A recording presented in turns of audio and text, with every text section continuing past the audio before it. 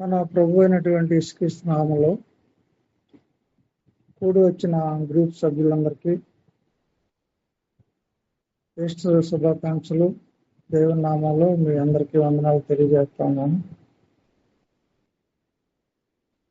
ఈరోజు చర్చెస్లో ఎవరు సహవాసంగా వాళ్ళు వెళ్ళి దేవుని పునరుద్ధాన దిన ఆరాధనలో పాల్గొని ఆయా ప్రసంగాలు విని దేవుణ్ణి స్తుతించి వచ్చి ఉంటారని నమ్ముతున్నాం. అవకాశం ఉన్న ప్రతి ఒక్కరు వెళ్ళి ఉంటారు. ఎవరో ఫ్యామిలీ గారు లేకపోతే ఒకవేళ అవకాశం లేకపోవచ్చేమో కానీ అందరూ దేవుని మందిరానికి వెళ్ళి దేవుని ఆరాధించి వచ్చి ఉంటారు. అలాగే ఈరోజు ప్రత్యేకించిన దినం కాబట్టి సార్వత్రిక సంఘం అంతా ఈస్టర్ దినాన్ని గురించే మెసేజ్ ఇచ్చుంటారు. కాబట్టి అనేక సంవత్సరాలను బట్టి మనం ఈ యొక్క మెసేజ్ వింటూనే ఉన్నాం. కాబట్టి కొత్త విషయాలు ఏమీ ఉండవు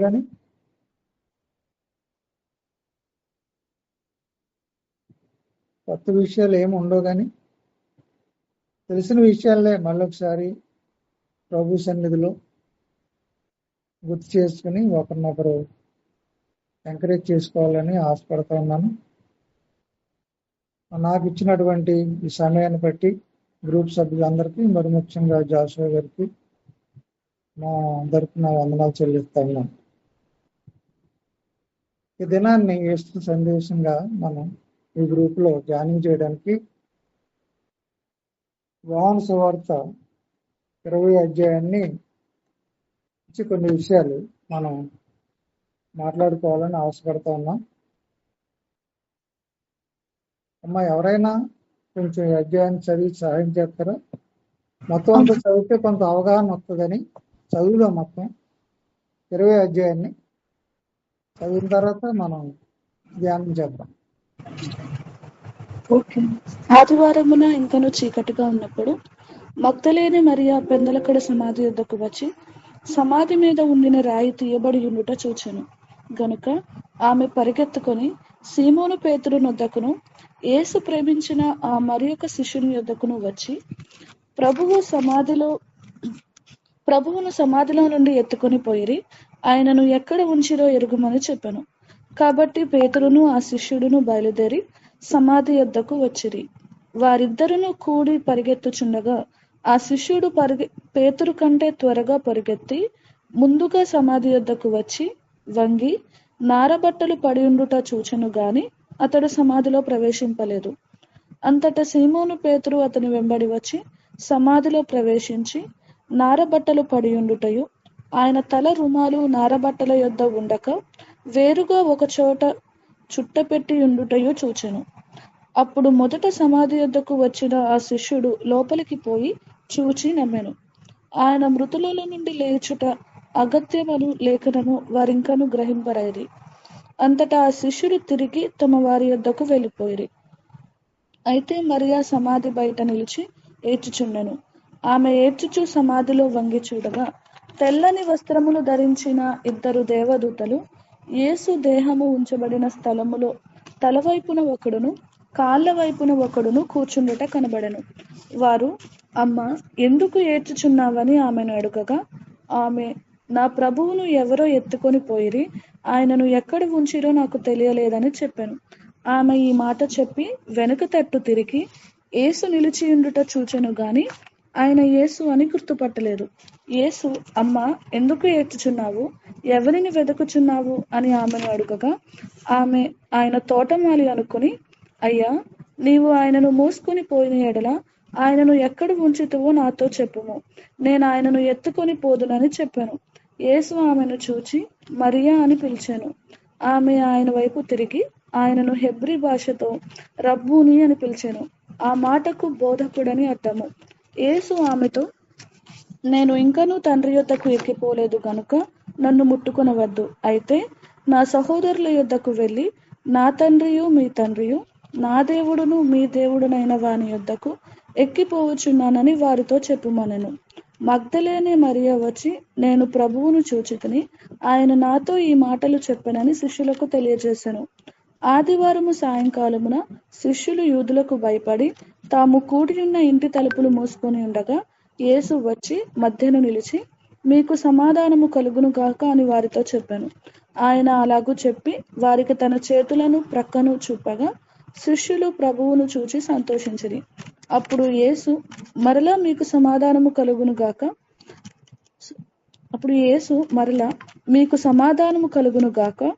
తండ్రి నన్ను పంపిన ప్రకారము నేనును మిమ్మును పంపుచున్నానని వారితో చెప్పాను. ఆయన ఈ మాట చెప్పి వారి మీద ఊది, పరిశుద్ధాత్మను పొందుడి. మీరు ఎవరి పాపములు క్షమింతురో అవి వారికి క్షమింపబడును, ఎవరి పాపములు మీరు నిలిచియుండనిత్తురో అవి నిలిచియుండునని వారితో చెప్పాను. యేసు వచ్చినప్పుడు 12 మందిలో ఒకడైన దిదుమ అనబడిన తోమ వారితో లేకపోయెను గనుక తక్కిన శిష్యులు మేము ప్రభువును చూచితిమని అతనితో చెప్పగా అతడు, నేను ఆయన చేతులలో మేకుల గురుతును చూచి నా వ్రేలు ఆ మేకుల గురుతులో పెట్టి నా చెయ్యి ఆయన ప్రక్కలో ఉంచితేనే గాని నమ్మనని వారితో చెప్పాను. 8 దినములైన తరువాత ఆయన శిష్యులు మరలా లోపల ఉన్నప్పుడు తోమా వారితో కూడా ఉండెను. తలుపులు మూయబడి ఉండగా యేసు వచ్చి మధ్యను నిలిచి, మీకు సమాధానము కలుగును గాక అనెను. తరువాత తోమాను చూచి, నీ వ్రేలు ఇటు చాచి నా చేతులు చూడుము, నీ చెయ్యి చాచి నా ప్రక్కలో ఉంచి అవిశ్వాసివి కాక విశ్వాసివై ఉండుమనెను. అందుకు తోమా ఆయనతో, నా ప్రభువా, నా దేవా అనెను.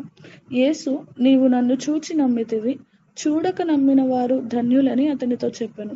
మరియు అనేకమైన ఇతర సూచక క్రియలను యేసు తన శిష్యుల ఎదుట చేసెను. అవి ఈ గ్రంథమందు రాయబడి ఉండలేదు గాని యేసు దేవుని కుమారుడైన క్రీస్తు అని మీరు నమ్మునట్లును, నమ్మి ఆయన నామమందు జీవము పొందునట్లును ఇవి రాయబడెను. ఓకే అమ్మ, థ్యాంక్ యూ. చిన్న ప్రార్థన చేసుకున్నాం. పరిశుద్ధుడైన తండ్రి, మా ఉన్నతమైన దేవా, నీకు వందనాలు. రాత్రికాల సమయంలో మీరు జీవం గల మాటలను ధ్యానించడానికి మాకు ఇచ్చిన ఈ సమయాన్ని బట్టి మీకు వందనాలు, స్తోత్రాలు ప్రభా. వచ్చిన గ్రూప్ సభ్యులందరిని బట్టి వందనాలు. ఇంకా ఎవరైనా రావడానికి సిద్ధపడుతుంటే ఆటంకాలను తొలగించి మా మధ్యకి తీసుకురమ్మని బతిమాలుకుంటూ ఉన్నాం. ప్రత్యేకించి చదవబడిన వాక్యాన్ని బట్టి మీకు వందనాలు ప్రభా. అనేక సార్లు అనేక మంది ఈ విషయంలో ధ్యానించుంటారు, అనేక మంది చదివి ఉంటారు. అయినప్పటికీ నాయన నీ యొక్క వాక్యము ప్రశ్నిస్తుందని, నీ వాక్యము సజీవమైందని, నీ వాక్యము వాడబారిందని మీ ఎరిగిన వారంగా మళ్ళీ నూతనమైన ఆలోచనలతో, నూతనమైన తలంపులతో ఈ వాక్యాన్ని మేము ధ్యానిస్తూ ప్రభా నూతన శక్తిని, బలాన్ని, సంతోషాన్ని పొందుకోవడానికి మీరు ఈ సమయంలో మాకు సహాయం చేయమని బతిమాలుకుంటున్నాం. వాక్యాన్ని వివరిస్తున్నటువంటి నేను ఎంత బలహీనో మీరు ఎరుగుదురు ప్రభా. దయతో కనికరించి మీ యొక్క జ్ఞానం ఇచ్చి, మీరు నడిపించి, మీ బిడ్డలకు కావలసినటువంటి వర్తమానాన్ని మీరే మా ద్వారా దయచేయమని, ఈ వాక్య భాగాలు చదువుతున్నప్పుడు మా అందరినీ ప్రభావ మీరు టచ్ చేయమని ఇచ్చిన సమయాన్ని బట్టి మీ వందనాలు చెల్లించు యేసు పరిశుద్ధ నామాన్ని బట్టి వేడుకుంటున్నాం తండ్రి, ఆమేన్. మరొకసారి మీ అందరికి వందనాలండి.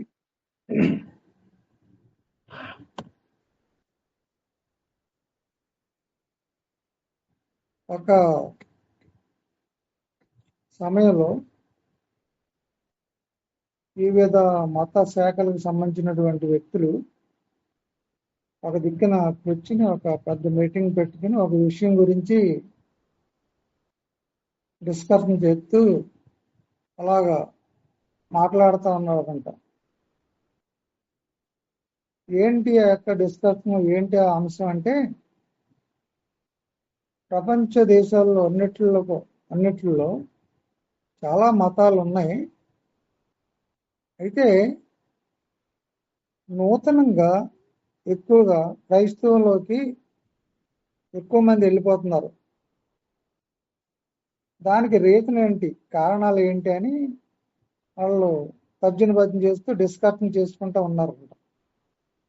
ఉన్న సమయంలో ఒక వ్యక్తి మధ్యలో నుంచి ఒక వ్యక్తి అన్న మాట ఏంటంటే, ఒక ఆయన తిరిగి లేచాడు కాబట్టి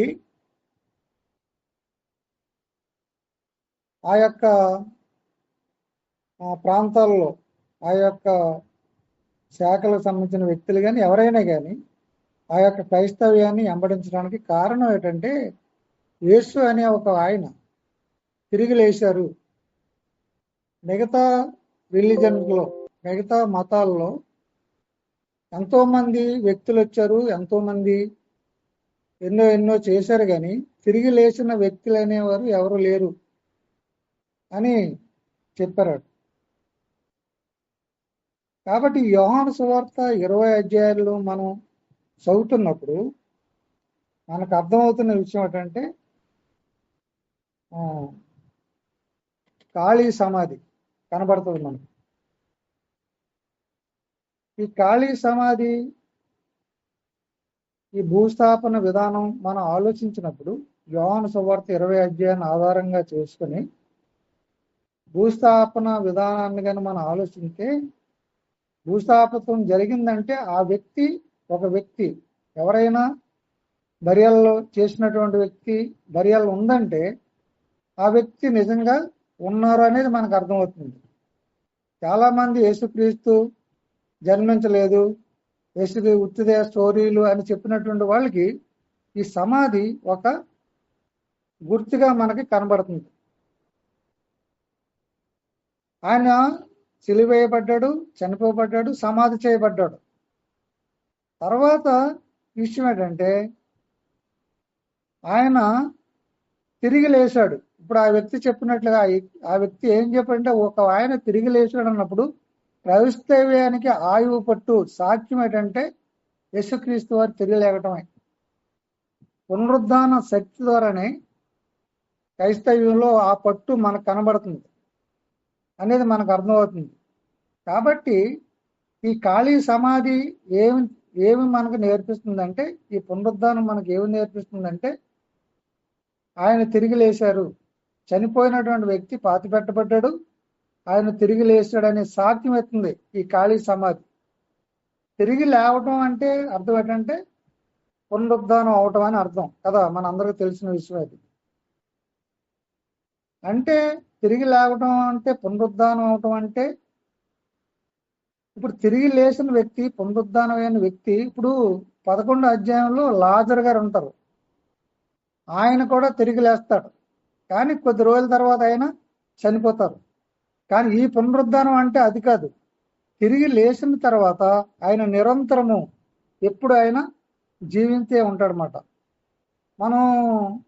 మనకు కావాలంటే ప్రకటన గ్రంథం 1వ అధ్యాయం 18వ వచనం కానీ మనం చదివితే ఒక మంచి మాట ఉంటుంది అక్కడ.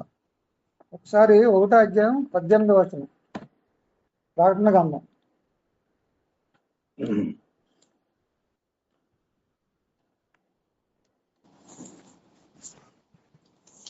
నేను మొదటివాడను, ఒకటివాడను, జీవించువాడను, మృతుడనైతిని గాని ఇదిగో యుగయుగములు సజీవుడనై ఉన్నాను, మరియు మరణము యొక్కయు పాతాళలోక. నేను మొదటి వాడను, కడపడి వాడను, జీవించువాడను, మృతుడనైతిని గాని ఇదిగో యుగ యుగములు సజీవుడినై ఉన్నాను. అది మాట పునరుద్ధానం అంటే. పునరుద్ధానం అంటే చాలా మంది పునరుద్ధానం అయ్యారు, మళ్ళీ వాళ్ళు చనిపోయారు, మా లాజర్ లాంటి ఇటువంటి వాడు. అయితే ఇక్కడ ఉన్నటువంటి పునరుద్ధానం యొక్క అర్థం ఏంటంటే ఆయన తిరిగి లేచాడు, యుగ యుగముల వరకు ఉంటారు, ఇంకా ఆయన చనిపోరు. అది దాని మీనింగ్ పునరుద్ధానం అవటం అంటే. కాబట్టి దానికి ఇంకొక పునరుద్ధానికి ఈస్టర్కి ఇంకొక పేరుంది, ఏంటంటే సావును చచ్చిన రోజు, సావునే చంపేసినటువంటి రోజు అది. అంటే మరణపు ముళ్ళును విరిశాడు అనే మాట మనం పౌలు చెప్పినటువంటి మాటను మనం గుర్తు చేసుకుంటే, అంటే మరణానికి సావుకే చచ్చిన రోజు. తిరిగి లేచిన రోజు ఎటువంటిదంటే ఏదైతే మరణం ఉందో, ఏదైతే సావు ఉందో ఆ సావుని చంపేసింది. ఇంకా మళ్ళీ మరణం అనేది ఇంకా ఉండదన్నమాట. మరణం యొక్క బలాన్ని అది ములి విరిసింది. ఏంది? రిజరక్షన్, దేవుని యొక్క పునరుద్ధానం అనేది మనకి అర్థమవుతుందన్నమాట. కాబట్టి పునరుద్ధానం అనేది క్రైస్తవ్యానికి చాలా వాయువు పట్టు అనేది మనకి అర్థమవుతుంది. ఈ 21వ అధ్యాయంలో, యోహాను సువార్త 20వ అధ్యాయంలో మనకు తేలుతున్నటువంటి విషయం ఏంటంటే అదే. కాబట్టి ఆ దినంలో జరిగినటువంటి ఆ విషయాన్ని ఈ యొక్క 20 అధ్యాయం ద్వారా మనం ఈ పునరుద్ధానం గురించి చాలా విషయాలు మనం ఈ అధ్యాయం ద్వారా మనం నేర్చుకుందాం ఈరోజు. దీన్ని మనం డివిజన్ కూడా చేసుకున్నట్లయితే 1 నుంచి 10వ వచనం వరకు మనకి ఖాళీ సమాధి, ఎంటీ టూమ్ కనబడుతుంది 1 నుంచి 10 వరకు. అలాగే 11 నుంచి 18 వరకు కన్ఫ్యూజన్ స్టేట్ కనబడుతుంది, అంటే అయోమయ స్థితి. తర్వాత 19 నుంచి 23 వరకు పీర్ఫుల్ స్టేట్, భయానకమైనటువంటి పరిస్థితులు ఉంటాయి అక్కడ. అలాగే 24 నుంచి 29 వరకు డౌట్ఫుల్ స్టేట్. తర్వాత లాస్ట్లో ఈ సువార్త యొక్క ఉద్దేశం ఏంటో అనేది 30-31 వచనంలో కనబడుతుంది. మళ్ళీ చెప్తున్నాను నేను ఈ డివిజను. 1 నుంచి 10 వరకు ఖాళీ సమాధి, అలాగే 11 నుంచి 18 వరకు అయోమయ స్థితి అంటే కన్ఫ్యూజన్ స్టేట్, 11 నుంచి 18 వరకు భయానక స్థితి, పీర్ఫుల్గా ఉంటారు, భయపడుతూ ఉంటారు శిష్యులు. మనం ధ్యానించినప్పుడు మనకు అర్థం అవుతుంది. తర్వాత 24 నుంచి 29 వరకు డౌట్ఫుల్ స్టేట్లో ఉంటారు, అంటే సందేహాస్పదమైనటువంటి పరిస్థితి. 30 నుంచి 31 వరకు మనకు కనబడుతున్న విషయం ఏంటంటే ఈ సువార్తికుని యొక్క ఉద్దేశం ఏంటనేది మనకి కనబడుతూ ఉంటుంది అన్నమాట. కాబట్టి ఈ యొక్క 20 అధ్యాయాన్ని మనం డివిజన్ చేసుకున్నాం, ఒక 5 డివిజన్లు చేసుకున్నాం.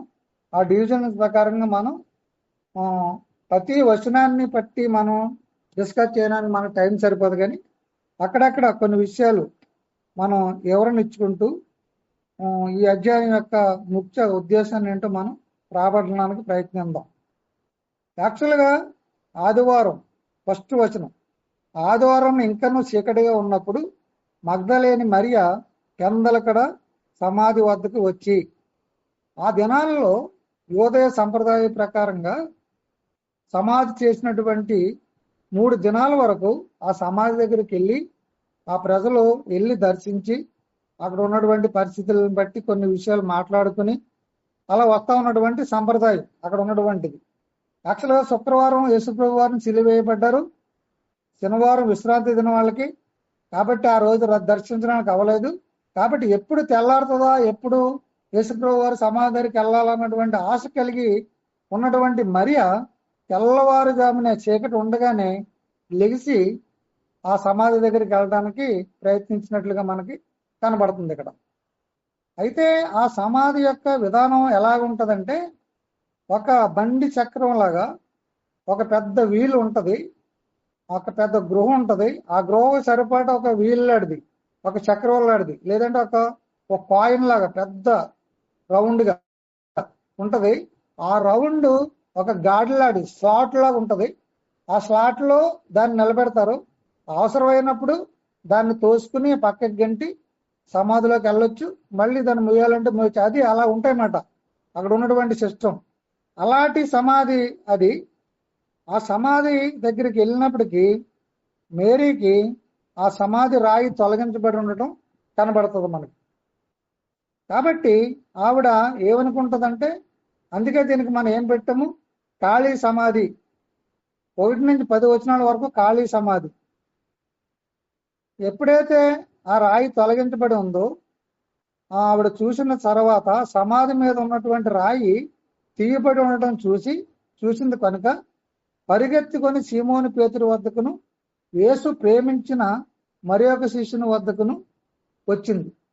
వచ్చి ప్రభువు సమాధిలో నుంచి ఎత్తుకొని పోయారు, ఆయన ఎక్కడ ఉంచారో ఎరగమని చెప్పింది. ఎప్పుడైతే సమాధి రాయి తొలగించబడి ఉందో అక్కడ యేసుప్రభు వారిని ఎవరో ఎత్తుకెళ్ళిపోయారని ఈ గ్రూప్ లీడర్గా ఉన్నటువంటి పేతురు గారికి, తర్వాత యేసు ప్రేమించినటువంటి శిష్యుడు అని ఇక్కడ రాయబడి ఉంది. యేసు ప్రేమించిన శిష్యుడు అంటే మనకు తెలుసు, ఈ సువార్త రాసినటువంటి వ్యక్తే యోహానే. యోహాను సువార్త రాసినటువంటి వ్యక్తి అనేది మనకి అందరికి తెలుసు, చాలాసార్లు మనం ధ్యానించుంటాం. అయితే వాళ్ళిద్దరికి చెప్పినప్పుడు ఏమైంది అంటే వాళ్ళు వందలాడి బయలుదేరి రావటం మనం చూస్తాం. ఆ శిష్యులు పేతురు కంటే ఆ కాబట్టి పేతురు ఆ శిష్యులు బయలుదేరి సమాధి వద్దకు వచ్చిరి. వారిద్దరూ కూడి పరిగెత్తుచుండగా ఆ శిష్యుడు పేతురు కంటే త్వరగా పరిగెత్తుకొని రాగా సమాధి వద్దకు వచ్చిరి. ఇద్దరు బయలుదేరి పరిగెట్టుకుని వస్తున్నప్పుడు పేతురు కంటే ముందుగా ఈ యేసు ప్రేమించినటువంటి శిష్యుడు ఫస్ట్ వచ్చినట్లుగా మనకి కనబడుతుంది. వచ్చిన వ్యక్తి ఏం చేశారంటే వంగి నారబట్టలు పడి ఉండుట చూసిన గాని అతడు సమాధిలో ప్రవేశించలేదు. ఇక్కడ మనం నేర్చుకోవాల్సిన ఒక విషయం ఏంటంటే యవనస్తులు చాలా తొందరగా యవనస్తుడు కాబట్టి పేతురు కంట ఈయన తొందరగా పరిగెత్తుకుని వచ్చాడు కానీ లోనకి వెళ్ళే ధైర్యం ఆయనకి సరిపోలేదు. చాలా మంది యవనస్తులు చాలా తొందరపడి పనిచేస్తారు కానీ ధైర్యం చేయలేని పరిస్థితులు ఉంటాయనేది దీన్ని బట్టి మనకు అర్థమవుతుంది. అయితే పేతురు అయినటువంటి వ్యక్తి లేటుగా వచ్చినప్పుడు కూడా అతడు ఏం చేశాడు, వంగి నారబట్టలు పడి ఉండుట చూసిన కానీ అతడు సమాధిలోకి ప్రవేశించలేదు. అంతటా సీమోను పేతురు అతని ఎంబడి వచ్చి సమాధిలో ప్రవేశించి నారబట్టలు పడి ఉండుటయు ఆయన తల రుమాలు నారబట్టల వద్ద ఉండక వేరొక చోట పెట్టబడి ఉండుటయు చూశాను. అప్పుడు మొదట సమాధి వద్దకు వచ్చిన ఆ యొక్క శిష్యుడు లోనికి పోయి చూసి నమ్మెను. ఆయన మృతుల్లో నుండి లేచుట అగత్యమను లేఖనం వారికి ఇంకను గ్రహింపనైరి. అంతటా ఆ శిష్యులు తిరిగి తమ వారి వద్దకు వెళ్ళిపోయేరి. ఇక్కడ జరిగిన విషయం ఏంటంటే ఎప్పుడైతే మేరీ విషయం చెప్పిందో ఆ ఇద్దరు శిష్యులు తొందరపడి సమాధి దగ్గరికి రావటం జరిగింది. యోహాను అంటే యేసు ప్రేమించిన శిష్యుడు ముందుగా రావటం, వచ్చాడు కానీ ఆయన లోనకి వెళ్లకుండా ఉండటం. పేతురు వచ్చిన తర్వాత ఆయన వెళ్ళిన తర్వాత ఈయన కూడా వెళ్ళి ఆ యొక్క సమాధిలో ఉన్నటువంటి సిచ్యువేషన్ అంతా చూసినాక ఫస్ట్ యోహానుకి అర్థమైంది ఏంటంటే ఆయన తిరిగి లేచాడన్న సత్యాన్ని ఆయన గ్రహించాడు. ఆయన మృతుల్లో నుండి లేచుట అగత్యమని లేఖనం వారికి ఇంకనూ గ్రహించలేదు కానీ ఆ శిష్యుడు తిరిగి ఆ శిష్యుడు మటుకి గ్రహించినట్లుగా మనకి ఇక్కడ అర్థమవుతా ఉంది. యోహాను మటుకి చూసి నమ్మెను అనే మాట ఇక్కడ మనకి కనబడుతుంది. నమ్మిన తర్వాత వీళ్ళు ఏం చేశారంటే అక్కడి నుంచి వెళ్ళిపోయారు. ఏంటి వీళ్ళు నమ్మడానికి రుజువు ఏంటి అనేది ఇక్కడ మనకు అర్థమవుతుంది. ఏంటంటే ఆ యొక్క వస్త్రాలు ఎవరో ఊడదీసి పాడేసినట్లుగా కాకుండా శవమే ఆ వస్త్రాలను విడిచి వెళ్ళినట్లుగా అక్కడ రుజువు కనపడుతుంది. ఆయన ముఖానికి తలకు చుట్టినటువంటి తుమ్మాలు కూడా ఒక పక్కనే ఒక ప్లేస్ లో ఒబ్బడిగా నీట్గా పెట్టినట్లుగా మనకి కనబడుతుంది. అది రుజువు. ఏంటి దేనికి రుజువు అంటే యేసుక్రీస్తుని ఎవరో ఎత్తుకెళ్ళిపోలేదు, ఆయనే స్వచ్ఛందంగా లెగిశారు అన్న దానికి రుజువు శిష్యులకి మనకి కనపడినట్లుగా మనకి ఇక్కడ అర్థమవుతుంది. ఇప్పుడు 1 నుంచి 10 వరకు మనకు అర్థమైంది ఏంటంటే సమాధి ఖాళీగా ఉంది. ఆ విషయాన్ని ఖాళీగా ఉన్న విషయాన్ని మేరీ ఏమనుకుందంటే ఎవరో తనను తీసుకెళ్ళిపోయారన్న ఆలోచన కలిగి చాలా ఆవిడ భయాందోళన పరిస్థితిలో ఉన్నప్పుడు శిష్యులు వచ్చి దాన్ని చూసి ఇది ఖాళీ సమాధిని చూసిన తర్వాత ఆ విడవబెట్టిన బట్టలను పెట్టి దొంగలు వెతికెళ్ళడం కాదు కానీ ఆయనే రిజరెక్షన్ అయింది, ఆయనే స్వచ్ఛందంగా తిరిగి లేచారన్న సత్యాన్ని ఈ బట్టలు విడవటాన్ని బట్టి ఈ తుమాలు ఒక పక్కన ఉండదాన్ని బట్టి మనకి అర్థమవుతుంది. నెక్స్ట్ 11 నుంచి మనం ఎంతవరకు 18 వరకు ఏంటి తెలుసుకున్నామంటే అయోమయ స్థితిలో మేరీ ఉన్నట్లుగా మనకు కనబడుతుంది. ఇక్కడ కన్ఫ్యూజన్ స్టేట్ లో ఉన్నట్లుగా మనకి కనబడుతుంది. ఈ శిష్యులైతే ఇంకా మనం చేసింది ఏమీ లేదు, జరిగిన విషయం జరిగింది అని వాళ్ళు ఇంటికి వెళ్ళిపోయినట్లుగా మనకు కనబడుతుంది. మేరీ మట్టుకి అయితే మరియ సమాధి బయట నిలిచి ఏడ్చుచుండెను. ఈవిడ మట్టికి వెళ్లకుండా సమాధి దగ్గర నిలబడి ఉండి అక్కడ ఏడుస్తున్నప్పుడు ఆమె ఏడ్చుచు సమాధిలో వంగి చూడగా తెల్లని వస్త్రములు ధరించి 2 దేవదూతలు కనపడటం ఆవిడ చూసింది. అప్పుడు ఏం చేసింది ఆయన? ఎలాగున్నారంట వాళ్ళు? యేసు దేహము ఉంచబడిన స్థలంలో తల వైపు ఒకరును కాళ్ళ వైపు ఒకరును ఉండటం చూసి ఏమని అడుగుతుంది ఈవిడ? వారు అడిగారు, ఏంటి అమ్మా, ఎందుకు ఏడ్చుతున్నావని ఆమెను అడిగగా ఆమె చెప్తున్న మాట ఏంటంటే, నా ప్రభువుని ఎవరో ఎత్తుకొని పోయిరి, ఆయనను ఎక్కడ ఉంచిరో వారు నాకు తెలియలేదని చెప్పాను. చూడండి, ఇక్కడ కన్ఫ్యూజన్ స్టేట్ అని, అయోమయ గందరగోళ పరిస్థితిలో ఉన్నదని విషయం మనకి అర్థమవుతుంది.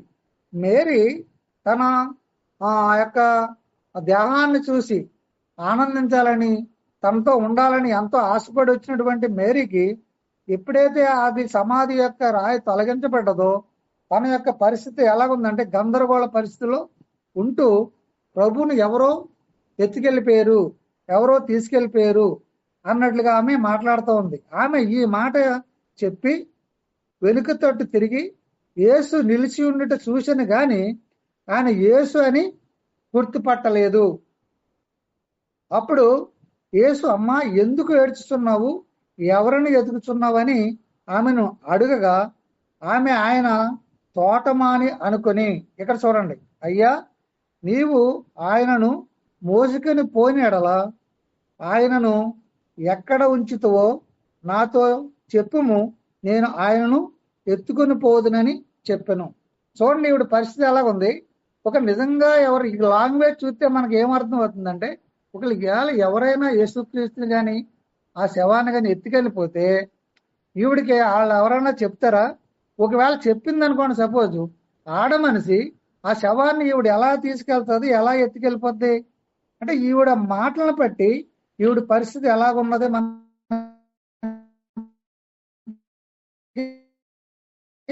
అర్థమవుతున్నట్లు. అప్పుడు యేసు ఆమెను చూసి మరియా అని పిలిచారు. చూడండి, ఆమె ఆయన వరకు తిరిగి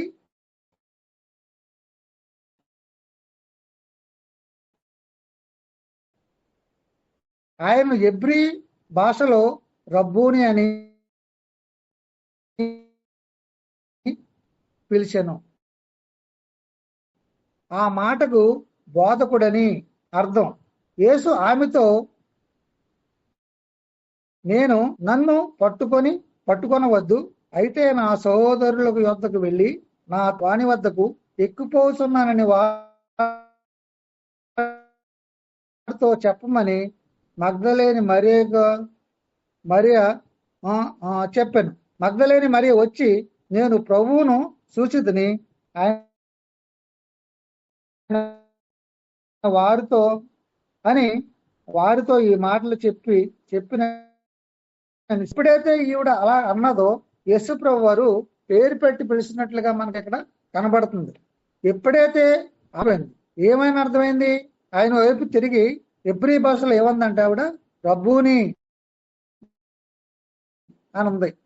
ఆ మాటకి ఏంటంటే బోధకుడు అని అర్థం అంట. అప్పుడు ఏమైంది ఈవిడికి అంటే, యేసు ఆమెతో, నేను ఇంకనూ తండ్రి వద్దకు ఎక్కిపోలేదు.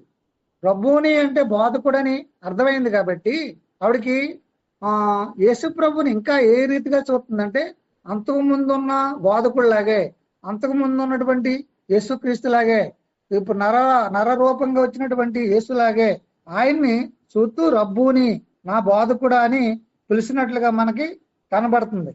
అప్పుడు యేసుప్రభు వారు చెప్తున్న మాట ఏంటంటే, నన్ను ముట్టుకొనవద్దు, అయితే నా సహోదరుల వద్దకు వెళ్ళి నా తండ్రియు మీ తండ్రియు, నా దేవుడును మీ దేవుడైన వాని వద్దకు ఎక్కిపోతున్నానని వారితో చెప్పమనను. ఇక్కడ ఈ మాట కొంచెం కాంట్రవర్షియల్గా ఉన్నప్పుడు కూడా కొంచెం జాగ్రత్తగా ఆలోచిస్తే పెద్ద కష్టమైన విషయం కాదు. మీ అందరూ కూడా తెలిసే ఉండొచ్చు నాకు తెలిసి. ఇక్కడ ఈయన అంతన్న మాట ఏంటంటే, నన్ను పట్టుకొనవద్దు. ఏంటి ఈవిడ ఎలా చూస్తుంది? ఇంకా దేవుడు యేసుక్రీస్తు రబ్బునిలాగే చూస్తుంది. అయితే ఈయన చెప్తున్న మాట ఏంటంటే, నేను రబ్బునినే కానీ ఇప్పుడు ఆ స్టేజ్ నుంచి ఏరే స్టేట్కి వచ్చాను, కాబట్టి నన్ను ముట్టుకొనవద్దు అంటే, ముట్టుకొనవద్దు అనే మాట ఇప్పుడు ఆయన అసలు టచ్ చేయొద్దు, ఆయన్ని ముట్టుకోవద్దని కాదు. దాని మీనింగ్ ఏంటంటే ఇక్కడే నువ్వు నన్ను పట్టుకుని నన్ను అంటు పెట్టుకుని ఉండిపోవద్దు. ఎందు గురించి అంటే శిలువ కార్యం జరిగింది, నేను తిరిగి లేచాను. ఈ విషయాన్ని నా సహోదరులకి, ఇక్కడే ఫస్ట్ సహోదరులు అనే మాట మాట్లాడతాడు. నా సహోదరులకి ఈ విషయాన్ని నువ్వు పాసాన్ చేయాల, ఈ విషయాన్ని నువ్వు చెప్పాల. నువ్వు నన్ను పట్టుకుని ఇక్కడ ఉండిపోయి నాకు సేవలు చేస్తా ఉండవలసిన అవసరం లేదు. కానీ జరిగినటువంటి విషయం, నేను తిరిగి లేచానన్న విషయం నా శిష్యులకి నువ్వు చెప్పాల. ఎందు గురించి అంటే ఇంకా నేను తండ్రి దగ్గరికి ఎక్కిపోలేదు. తండ్రి దగ్గరికి ఎక్కిపోలేదు అనే మాట మనకు దేన్ని సూచిస్తుందంటే, తండ్రి దగ్గరికి వెళ్తే ఆయన చేస్తున్న పని ఏంటంటే, ఈయన ఎప్పుడైతే తండ్రి దగ్గరికి వెళ్ళి పరలోకానికి వెళ్తారో పరిశుద్ధాత్మని పంపిస్తారు. ఎప్పుడైతే హోలీ స్పిరిట్ మన మధ్యలోకి వస్తారో యేసుక్రీస్తు యొక్క చేసిన కార్యాల గురించి ఆయన అందరికీ అర్థమయ్యేటట్లుగా చెప్తారు. ఎప్పుడైతే యేసుక్రీస్తు చేసిన కార్యాలు, ఇప్పుడు మేరీ ఆయన దగ్గర ఉండిపోయి ఆయన దగ్గర పరిచర్య చేయాలన్న ఆలోచన కలిగి ఉంది, కానీ ఆ విషయాలు ఈయనగా ఇప్పుడు చెప్పడానికి అవకాశం ఉండదు. కానీ ఎప్పుడైతే ఆయన యేసుక్రీస్తు వారు తండ్రి దగ్గరికి ఎక్కి వెళ్తారో పరిశుద్ధాత్మ దేవుడు వచ్చిన తర్వాత ఈ జరిగిన విషయాలన్నీ యేసుక్రీస్తు గురించి ఇంకా మనకు తెలియని విషయాలు ఇంకా నా వాటిలో తీసుకుని నా గురించి ఆయన ఇంకా వివరంగా బోధిస్తారని ఇదే సువార్తల 16వ అధ్యాయంలో యేసుక్రీస్తు వారు మాట్లాడతారు. నేను చెప్పిన విషయాలనే మీకు ఇంకా అర్థమయ్యేటట్లుగా పరిశుద్ధాత్మ దేవుడు వచ్చినప్పుడు మీతో మాట్లాడతాడో అన్న విషయాలు గుర్తు చేస్తూ, నేను ఇంకా ఎక్కిపోలేదు కాబట్టి ఇప్పుడు నన్ను పట్టుకుని నువ్వు ఉండొద్దు, నా సహోదరుల దగ్గరికి వెళ్ళి నువ్వు విషయాన్ని చెప్పు అన్నప్పుడు ఆవిడ వచ్చి యేసుక్రీస్తు వారు తిరిగి లేచారన్న సత్యాన్ని చెప్తారన్నమాట. ఎవరికి? శిష్యులకి. ఎప్పుడైతే చెప్పిందో ఆ శిష్యులకు చెప్పిన తర్వాత 19వ వచనం నుంచి ఇక్కడ పరిస్థితి ఎలాగుందంటే, ఆదివారం సాయంకాలమున శిష్యులు యూదులకు భయపడి వీళ్ళు భయానకమైనటువంటి పరిస్థితుల్లో ఉన్నప్పుడు యేసుప్రభు వారు ఉదయాన్ని ఆదివారం సాయంత్రాన్ని శిష్యులు యూదులకి భయపడి ఉన్నటువంటి సమయంలో తాము కూడి ఉన్న ఇంటి తలుపులు మూసుకొని ఉండగా యేసు వచ్చి మధ్యన నిలిచి మీకు సమాధానము కలుగునుగాకని వారితో చెప్పెను. చూడండి, శిష్యులు ఎప్పుడైతే యేసుక్రీస్తు వారిని సిలువేశారో వీళ్ళ పరిస్థితి కూడా ఎలా ఉంటుందో అర్థం కాక ఆ గదిలో ఉండి తలుపు వేసుకుని ఏం చేయాలనే భయానకమైన పరిస్థితులు ఉన్నప్పుడు పునరుద్ధానుడైనటువంటి యేసుప్రభు వారు తలుపులు మూసి ఉన్నప్పుడు కూడా ఆయన గృహంలో ప్రవేశించి భయపడుతున్నటువంటి వారితో మాట్లాడుతున్న మాట్లాడేటంటే మీకు సమాధానము కలుగునుగాక అని. సమాధానము కలుగునుగాకనే మాట 2 సార్లు కనపడుతుంది ఇక్కడ మనకు. ఎందుకు సమాధానం కలుగును అనే మాట మాట్లాడుతున్నారంటే, సమాధానం ఎవరితో సమాధానం, ఎందుకు సమాధానం అంటే సమాధానం లేదు కాబట్టి ఇప్పుడు సమాధానం వచ్చింది కాబట్టి. ఎలాగ సమాధానం వచ్చిందంటే యేసుక్రీస్తు వారు శిలువ యాగం ద్వారా ఆయన రక్తాన్ని కాచడం ద్వారా తండ్రికి మనకున్నటువంటి విరోధాన్ని తీసివేసి దేవునితో మనకి సమాధానం కలిగిందనే సత్యాన్ని ఇక్కడ ఆయన మాట్లాడుతూ మీకు సమాధానం కలుగునుగాకని వారితో చెప్పాను. ఆయన అలాగూ చెప్పి వారికి తన చేతులను పక్కలను చూపగా శిష్యులు ప్రభువును చూసి సంతోషించి అప్పుడు యేసు మరలా మీకు సమాధానము కలుగునుగాకని గాక తండ్రి నన్ను పంపిన ప్రకారము నేను మిమ్మను పంపుతున్నానని వారితో చెప్పాను. ఇక్కడ చూడండి, ఇప్పుడు మళ్ళీ సమాధానం కలుగునుగాక అని చెప్పిన తర్వాత యేసుప్రభు వారు మళ్ళీ చెప్తున్న మాట ఏంటంటే, మీకు మళ్ళీ సమాధానం కలుగునని చెప్పి తండ్రి నన్ను ఏ రీతిగా పంపించారో నేను కూడా మిమ్మల్ని ఆ రీతిగా పంపిస్తున్నాను. ఎందుకు అంటే అప్పుడు యేసు మరలా మీకు సమాధానము కలుగునుగాక తండ్రి నన్ను పంపిన ప్రకారము నేను మిమ్మను పంపుతున్నానని వారితో చెప్పాను. ఆయన ఈ మాట చెప్పి పరిశుద్ధాత్మను పొందిడి మీరు ఎవరి పాపములు క్షమించుదురో అవి వారికి క్షమించబడును, ఎవరి పాపములు మీరు నిలిచి ఉండనిత్తరో అవి నిలిచి ఉండునని వారితో చెప్పాను. ఇక్కడ మెయిన్ విషయం ఏంటంటే, యేసుక్రీస్తు వారు చెప్తున్న విషయం ఏంటంటే, మేరీకి చెప్పిన విషయం ఏంటి? మేరీ కనుగొంది, ఆయన తిరిగి లేచాడన్న సత్యాన్ని మేరీ కనుగొంది.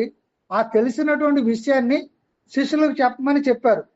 సేమ్ ఇక్కడ వచ్చి శిష్యులకు చెప్తున్న మాటలు ఏంటంటే, మీకు సమాధానం కలిగింది, మీరు రక్షించబడ్డారు, తండ్రి అయిన దేవునితో మీకు సమాధానం కలిగింది, ఈ రక్షణ కార్యాన్ని మీరు యాక్సెప్ట్ చేయడం ద్వారా. కాబట్టి ఈ విషయాన్ని మీరు మళ్ళీ వెళ్ళి ఇతరులకు మీరు పాస్ ఆన్ చేయాలి, చెప్పాలి. ఎలాగంటే, తండ్రి నన్ను ఏ రీతిగా పంపించారో నేను కూడా మిమ్మల్ని ఆ రీతిగా పంపిస్తున్నాను. తండ్రి నాకు ఎటువంటి శక్తిని ఇచ్చాడో అటువంటి శక్తిని మీకు కూడా నేను ఇస్తున్నాను. మీరు వెళ్ళి ఈ యొక్క సువార్తని, నేను తిరిగి లేచినటువంటి ఈ యొక్క కార్యాన్ని, మానవ కోటికి నేను చేసినటువంటి ఈ బలియాగాన్ని, మానవ కోటికి జరిగిస్తున్నటువంటి ఈ యొక్క మంచిని, ఈ శుభవార్తని ఇతరులకు మీరు బోధించాలి అని నేను పంపుతున్నాను అని ఒక మిషన్ని, ఒక పనిని ఇస్తూ మీకు పరిశుద్ధాత్మ యొక్క సహాయం కూడా మీకు ఉంటది అన్న విషయాన్ని ఇక్కడ చెప్తున్నట్లుగా మనకి కనబడుతుంది. ఎలాగా ఉంటది అంటే, ఇప్పుడు పరిశుద్ధాత్మ దేవుడు ఈయన వెళ్తే గాని మనకు రారు. అపోస్తుల కార్యాలు 1:8 నాకు చెప్తారు, నేను వెళ్ళి పరిశుద్ధాత్మను పంపిస్తాను, అప్పుడు వరకు మీరు వెయిట్ చేయండి. అప్పుడు మీరు వచ్చినప్పుడు ఉదయలోని, సమరయలోని, బూదిగంతాల వరకు మీరు నాకు సాక్షులై ఉంటారు అని చెప్తారు. అప్పుడు వరకు హోలీ స్పిరిట్ రారు. కానీ ఇప్పుడు ఇక్కడ చెప్తున్న మాట అంటే, పరిశుద్ధాత్మను పొందుడే అనే మాట, పరిశుద్ధాత్మ కార్యం ఈ రూపంలో అంటే ఇప్పుడు ఇచ్చినటువంటి ఈ యొక్క దేవుని ఇచ్చినటువంటి ఈ ఆజ్ఞనికి దేవుడు సహాయం చేస్తారో ఎప్పటి వరకు ఆయన వచ్చిన తర్వాత, హోలీ స్పిరిట్ వచ్చిన తర్వాత ఫుల్ఫిల్ గా వాళ్ళకు సాయం చేస్తారు. కానీ ఇప్పుడు ప్రస్తుతానికి ఒక పని మీద పంపుతున్నప్పుడు దేవుని యొక్క శక్తి వారికి ఉంటది. ఎలాగైతే యేసుక్రీస్తు వారికి తండ్రి పంపించినప్పుడు పరిశుద్ధాత్మ శక్తి వాడుకుంటూ ఈయన ఎలాగైతే పనిచేశారో ఆ రీతిగా మీరు కూడా పనిచేస్తారో అన్న సత్యాన్ని చెప్తున్నట్లుగా మనకి ఇక్కడ కనబడుతుంది. అంత మాత్రమే కాదు, మీరు ఎవరు పాపములు క్షమించరో అవి వారికి క్షమించబడును, ఎవరి పాపములు నిలిచి ఉండనిత్తురో అవి నిలిచి ఉండునని వారితో చెప్పను. యాక్చువల్గా ఈ విషయం కొంత కాంట్రవర్షియల్ గా మనకు కనపడుతున్నప్పటికి కూడా సింపుల్ గా అర్థం చేసుకోవాల్సిన విషయం ఏంటంటే, పాపాలు క్షమించే అధికారం మనకి లేదు. పాపాలు క్షమించే అధికారం ఎవరికి ఉంది? దేవునికి ఉంది. ఇప్పుడు నువ్వు పాపివని మనం ఒప్పుకోవడానికి ఏంటి రీజన్ అంటే, మన పాపాలను తీసేసేది, మన పాపాల నుంచి బయటకు తీసుకొచ్చేది ఏంటి అంటే సువార్త. ఇప్పుడు యేసుప్రభువు వారు అదే చెప్పమంటున్నారు. ఎప్పుడైతే మన సువార్త చెప్పామో, ఎప్పుడైతే ఆ సువార్తను మన ఇతరులు నమ్మారో వాళ్ళు ఆ పాప క్షమాపణ పొంది ఆ పాప శిక్ష నుంచి వాళ్ళు రక్షించబడతారన్నమాట. అది పాపాలు క్షమించడం అంటే. ఎప్పుడైతే మన సువార్తను వాళ్ళకు ప్రకటించామో, ఎప్పుడైతే వాళ్ళ సువార్తను వాళ్ళు నమ్మారో వాళ్ళ పాపానికి శిక్ష యేసుక్రీస్తు చెల్లించారన్న సత్యాన్ని వారు తెలుసుకున్నారో వాళ్ళ పాపాలు క్షమించబడతాయి. అందు గురించి దేవునిచ్చినటువంటి ఆ మిషన్ని, ఆ పనిని మనం కంపల్సరిగా చెప్పాలి. అదే, మీరు ఎవరి పాపము క్షమించరో అవి వారికి క్షమించబడును, ఎవరి పాపములు మీరు నిలిచి ఉండనిత్తరో అవి నిలిచి ఉండను. నిలిచి ఉండడం అంటే ఏంటి? దేవుడిచ్చినటువంటి పనిని, ఈ జరిగినటువంటి ఈ కార్యాన్ని, ఈ సువార్తని మనం చెప్పలేదనుకోండి, వాళ్ళ పాపాలు ఇంకా అలాగే నిలిచి ఉంటాయనే విషయాన్ని మనం అర్థం చేసుకోవాలి. ఇక్కడ నేను సింప్లిఫై చెప్తున్నాను. చాలా కాంట్రవర్షియల్ గా ఉన్నట్టుగా మనకు కనబడతాయి, చాలా రెఫరెన్స్లు కూడా చాలా ఉన్నాయి. కాబట్టి నేను అంత డెప్త్కి వెళ్లకుండా, టైం కూడా అవుతుంది కాబట్టి నేను ముందుకు వెళ్తా ఉన్నాను. సింపుల్ గా మనం అర్థం చేసుకోవాల్సిన విషయం ఏంటంటే, ఆయన ఒక మిషన్ మీద మనల్ని పంపిస్తున్నారు. పరిశుద్ధాత్మని పొందుకుని మీరు ఈ కార్యాన్ని చేయండి, దేవుని యొక్క శక్తి మీ మీద ఉంటది. అది ఏంటంటే, మీరు చేయవలసిన పని, నేను తిరిగి లేచాను, ఈ మానవ కోటికి కావాల్సినటువంటి విముక్తిని కలిగించడానికి కార్యాన్ని ముగించి నేను తిరిగి లేచాను. ఈ విషయం మీకు అర్థమైంది. మీరు మట్టుకే కాదు, ఇతరులకు కూడా మీరు పాస్ ఆన్ చేయండి. ఒకవేళ చేస్తే వాళ్ళు రక్షించబడతారు వాళ్ళ పాపాల నుంచి. ఒకవేళ మీరు చేయలేదనుకో, వాళ్ళ పాపంలో వాళ్ళు నిలిచి ఉన్నట్లుగా మీరు చేస్తారని అక్కడ చెప్తున్నట్లుగా మనకు కనబడుతుంది. తర్వాత 24 నుంచి మనం చూస్తే డౌట్ఫుల్ స్టేట్ లో ఉన్నటువంటి పరిస్థితి మనకి కనబడుతుంది. ఆ శిష్యుడైనటువంటి దిదుమ అనబడినటువంటి తోమ ఆ యేసుప్రభు వారు వచ్చినప్పుడు లేనప్పుడు ఆయన ఏమన్నారంటే నేను ఆయన గాయాల్ని చూస్తే తప్ప నేను నమ్మను అన్న మాటని ఆయన యేసుప్రభు వారు దేవుడి సర్వభౌముడు కాబట్టి ఆయనకి అన్ని విషయాలు తెలుసు కాబట్టి ఆయన ఆ మైండ్ లో పెట్టుకుని దిదుమ దినములైన తర్వాత 8 దినములైన తర్వాత ఆయన శిష్యులు మరలా లోపల ఉన్నప్పుడు తోమ వారితో కూడా ఉండెను. శిష్యులతో ఉన్నటువంటి సమయం తోమ చూసుకుని ఎప్పుడు 8 దినములైన తర్వాత సేమ్ అదే సిచ్యువేషన్, తలుపులు మూయబడి ఉండగా యేసు వచ్చి మధ్యన నిలిచి మీకు సమాధానం కలుగునుగా కానీ మళ్ళీ చెప్పినట్లుగా మనకి ఇక్కడ కనబడుతుంది. తరువాత తోమా వైపు చూసి నీ వేలు ఇటు సాసి నా చేతులు చూడు, నీ చెయ్యి చూసి నా పక్కలో పెట్టి అవిశ్వాసువై కాక విశ్వాసువై ఉండమని తోమాతో చెప్పినట్లుగా మనకు కనబడుతుంది. ఇక్కడ తోమా అన్నటువంటి మాట చాలా కొంచెం భయానకంగానే ఉంటది. ఏంటంటే నమ్మను. ఏంటి నమ్మను? ఆయన గాయాల్లో చేతులు పెట్టి ఆయన మేకులు పొడిచినటువంటి ఆ చేతుల్లో నా వేళ్ళు పెట్టి చూస్తే తప్ప నేను యేసుక్రీస్తు తిరిగి లేచాడన్న సంగతి నేను నమ్మనని అన్ని సంవత్సరాలు ఆయనతో ఉన్నటువంటి శిష్యుడికే అటువంటి డౌట్ వచ్చి ఇటువంటి మాటలు మాట్లాడుతున్నట్లుగా మనకు కనబడుతుంది. ఇలాంటి పరిస్థితులు మనకు కూడా చాలా చాలా కనబడతాయి. బోళ్ళంతమంది మాట్లాడుతూ ఉంటారు, నాకు ఇది చేయమన్నప్పుడు నేను నమ్ముతాను. ఇలాంటి మాటలు చాలా మంది మనం సువార్త చెప్తున్నప్పుడు కూడా మనం చూస్తాం. ఇది సహజం. అయితే ఇది అన్ని విషయాలు మనకి కళ్ళుతో చూసే నమ్మే విషయాలు ఉండవు. కొన్ని విశ్వాసంతో నమ్మలేకపోతే నువ్వు ఇలాంటి పరిస్థితి వస్తుంది అనేది మనకి అర్థమవుతుంది. కాబట్టి దేవుడు ఇలాంటి పరిస్థితుల్లో కూడా తోమాను ఎటువంటి కర్కశంగా మాట్లాడకుండా తోమాతో మాట్లాడే మాట చాలా మీనింగ్ఫుల్ గా ఉన్నట్టుగా మనకు కనపడిన తరువాత తోమాను చూసి నీ వ్రేలు ఇటు చాసి నా చేతులు చూడుము, నీ చెయ్యి చాసి నా ప్రక్కలో ఉంచి అవిశ్వాసువి కాక విశ్వాసువై ఉండమనను.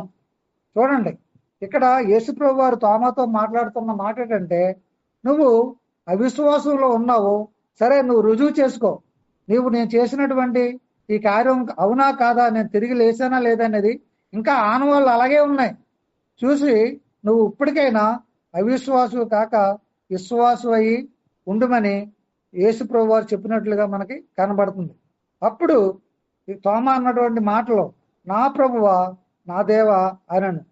యేసు నీవు నన్ను చూసి నమ్మితివి, చూడక నమ్మిన వారు ధన్యులని అతనితో చెప్పాను. ఎప్పుడైతే యేసు ప్రభు వారి యొక్క గాయాల్ని తోమా చూశాడో వెంటనే నా ప్రభువా నా దేవని వెంటనే ఆయన ప్రభువుగా ఆయన దేవుడిగా గుర్తించినట్లుగా మనకి కనబడుతుంది. కాబట్టి ఎంత డౌట్ గా ఉన్నటువంటి తోమాకి ఎప్పుడైతే రుజువు కనిపించిందో ఆ రుజువుని బట్టి వెంటనే ఆయన దేవుడిగా అంగీకరించినట్లుగా మనకి కనబడుతుంది. ప్రభువుగా దేవుడిగా అంగీకరించి దేవుణ్ణి ఆయన సాగిలపై నమస్కరించినట్లుగా ప్రభువా దేవా అన్న మాటలో మనకి ఎలా కనబడుతుందంటే ఆయన్ని వర్షిప్ చేసినట్లుగా ఆయన దేవుడిగా అంగీకరించినట్లుగా కూడా మనకి కనబడుతున్నాయి. అప్పుడు ప్రభువు అన్నటువంటి మాటలు ఏంటంటే, నీవు నన్ను చూసి నమ్మితివి, చూడక నమ్మిన వారు ధన్యులని అతనితో చెప్పాను.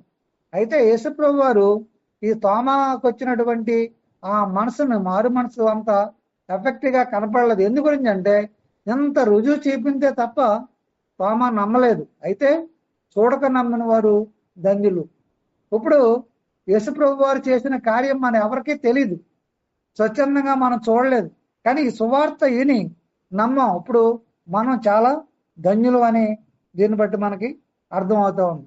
నెక్స్ట్ లాస్ట్ పోర్షన్ ఏంటంటే, ఈ సువార్త యొక్క ఉద్దేశం ఏంటి అనేది యోహాను ఇక్కడ మనకి తెలియపరుస్తున్నాడు 31వ వచనంలో. యేసు దేవుని కుమారుడైన క్రీస్తు అని మీరు నమ్మునట్లును నమ్మి ఆయన నామందు జీవము పొందినట్లు ఇవి రాయబడిను. యేసుక్రీస్తు దేవుని కుమారుడు, ఈయనే మెస్సియా, ఈయన నామాన్ని మీరు రక్షణ పొందుతారు, ఈయన నామందే మనకు రక్షణ అని చెప్పాలన్న ఇంటెన్షనే యోహాను సువార్త యొక్క మెయిన్ థీమ్. అది ఫైనల్ గా ఇక్కడ ఈయన చెప్తున్నారు. ఈ అధ్యాయం అందరికి కూడా మెయిన్ థీమ్ అదే. ఏంటి? యేసుక్రీస్తు వారు సమాధిలోంచి లేచారు, ఖాళీ సమాధి ఉంది. ఆ విషయం మేరీకి తెలిసింది. తిరిగి లేచారన్న సంగతి అది ఎవరికి చెప్పమన్నారు? శిష్యులకు చెప్పమన్నారు. యేసుక్రీస్తు తిరిగి లేచారు, ఆయన దేవుడు, ఆయనే లోకరక్షకుడు అన్న సంగతి మేరీ తెలుసుకున్నటువంటి విషయం శిష్యులకు చెప్పింది. శిష్యులకు అర్థమైన విషయం ఎవరికి చెప్పమన్నారు? ఇతరులకు వెళ్ళి చెప్పమన్నారు. అలాగే తోమా కూడా తెలిసిన విషయాన్ని నువ్వు చూసి నమ్మా కానీ చూడక నమ్మిన వారు ధన్యులని తోమా విషయంలో కూడా యేసుప్రభువు వారు చెప్పినట్లుగా మనకు కనబడుతుంది. ఇక్కడ యోహాను సువార్తికుడు కూడా చెప్తున్న విషయం అంటే ఈయనే దేవుని కుమారుడు, ఈయన యందే మనకు రక్షణ ఉంది అని చెప్తున్నారు. కాబట్టి ఈ అధ్యాయం అంతటిని కూడా మనం అర్థం చేసుకోవాల్సిన విషయం ఏంటంటే యేసు ప్రభు వారు సమాధిలో లేరు. ఆయన నరలావతారగా దావీదు కుమారుడిగా పుట్టాడు. ఆయన దేవుని కుమారుడిగా పవర్తో రిజరక్షన్ అయ్యాడు అన్న సత్యాన్ని ఈ అధ్యాయం మనకి నేర్పిస్తా ఉన్నమాట. కాబట్టి తెలిసినటువంటి విషయాన్ని మనం ఫైనల్ గా ఈ రక్షణ మనం అనుభవించినటువంటి విషయాన్ని దాన్ని తెలుసుకుని దాన్ని మనమే అనుభవించి మనమే సంతోషించడం కాదు, కానీ ఈ విషయాన్ని ఇతరులకు చెప్పి యేసుక్రీస్తు వారు తిరిగి లేచారు, ఆయనలోనే ఈ మనకి రక్షణ, ఆయనలోనే మనకి విముక్తి, విమోచన ఉందని మనం తెలిసినటువంటి విషయాన్ని, మనం అనుభవించినటువంటి విషయాన్ని ఇతరులకు చెప్పి ఇతరులను కూడా దేవుని బిడ్డలుగా చేయటమే మన యొక్క కర్తవ్యం. నా దేవుడు నా తండ్రి, మీ దేవుడు మీ తండ్రి అని యేసుప్రభు వారు చెప్తున్నారు. ఎప్పుడైతే ఆయన్ని మనం అంగీకరిస్తామో దేవుడు మన దేవుడు అవుతాడు, ఆయన మన తండ్రి అవుతారు. తండ్రి కాబట్టి మనం చేయవలసింది ఏమీ లేదు. యేసుక్రీస్తుని మనం అంగీకరించి మన రక్షకుడిగా ఆయన్ని మనం అంగీకరించినటువంటి విషయాన్ని ఇతరులకు కూడా మనం చెప్పి దేవుని బిడ్డలుగా మన ఈ లోకాన్ని రక్షించవలసిన అవసరత ఉంది. ఇందాక నేను ఫస్ట్ లో చెప్పినటువంటి రీతిగా ఎందుకు ఈ ప్రత్యేకత క్రైస్తవ్యంలో అంటే ఆయన తిరిగి లేచాడు. ఇంకెవరో ఎటువంటి వ్యక్తి కూడా, ఎటువంటి మతం కూడా ఇటువంటి సాక్ష్యాన్ని ఇవ్వలేదు. ఆయన ఒక్కడే తిరిగి లేచాడు, ఆయన ఒక్కడే దేవుడు, ఆయన ఒక్కళ్ళలోనే మనకు రక్షణ, ఆయన ఒక్కళ్ళలోనే మనకి విమోచన ఉందన్న సత్యాన్ని ఈ అధ్యాయం ద్వారా మనకు తెలియపరుస్తూ ఉన్నారు. అటువంటి కృప దేవుడు మనకి దయచేయను గాక. ఆమేన్.